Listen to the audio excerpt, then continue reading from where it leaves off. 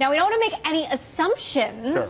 So we're saying this is likely, but, let's start with Google and the Nexus 6 and 9. That's right. So Google's Nexus line actually has been very well received. It's actually one of the things that Google has in order to set the bar for everybody else. And what you have to realize is that across all of these platforms, what you're seeing is that software has become the operating system through the cloud. So if you imagine 10 years ago, we're buying hardware at the prices of software 10 years ago.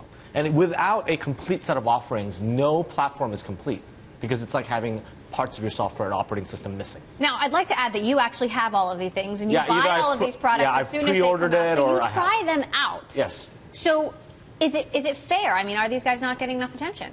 Yeah, I think it is fair. I think they're not providing enough value proposition for the consumer. So Moto X is actually a pretty good phone. I've actually had the first generation. It's actually really nicely done. It pioneers certain things like always-on voice command. But that just isn't enough to actually set themselves apart.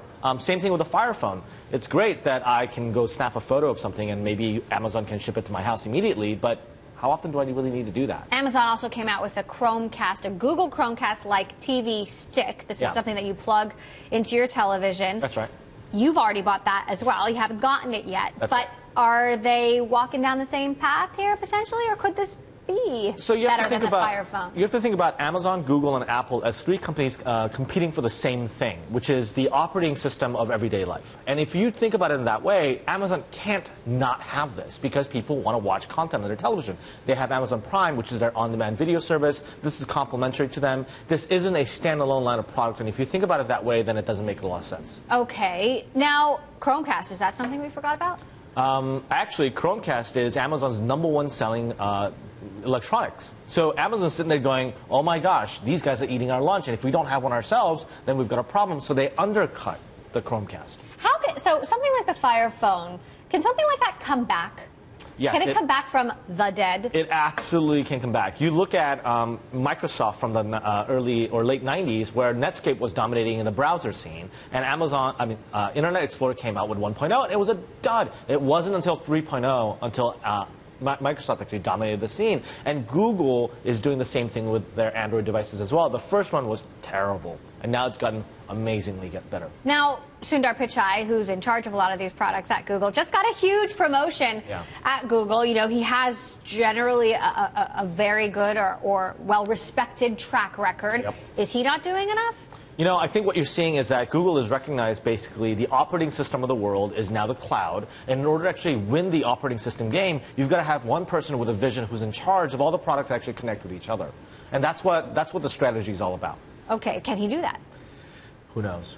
Can Apple do it better? Well, Apple's going to continue to make better money because they have a very different philosophy. So Google is saying, let's make hardware commodity and we'll sell you software as a service. What Apple is saying is, we'll sell you the software for free. Everybody gets the same upgrade for free for life, including all of their productivity software. But we'll sell you the hardware because the margin is better on hardware. And Apple can do that because Apple's figured out how to make better margin hardware, whereas everybody else hasn't. Now, let's talk about market share versus mind share, because Android has most of the market share, but it seems that Apple has most of the mind share. Is that a fair assessment? Why would that be happening if there are all of these people out there that are using Android phones? You've actually seen the transformation of the American workforce from an engineering economy, from a manufacturing economy, to the creative class. And Apple dominates with the creative class. So if I'm developing a new app, where do I want to go build a new app so that other people like me can actually experience it and understand what we're trying to do? New innovative apps actually come out on Apple first in almost every single case because it's become the platform for the creative class. Except they weren't the first smartphone. They weren't the first tablet. You don't have to be the first. You just have to be the one for the right group of people, for the right ecosystem. And the Fire Phone is actually failing at that level. Even though it's Android, you can't use Android apps, or not all of it, on that platform. Would you say Apple wasn't the first, but they're the best? They are the most creatively... They're the one that fosters the best creativity right now. What do you mean by that? They're the ones that actually people think of when I want to release an innovative product. They're the go-to market. Now, 25% market share is actually kind of reaching a little bit of a lower end of that group, and Apple's going to have to keep that market share up. If you go down to 10%, that's not going to work.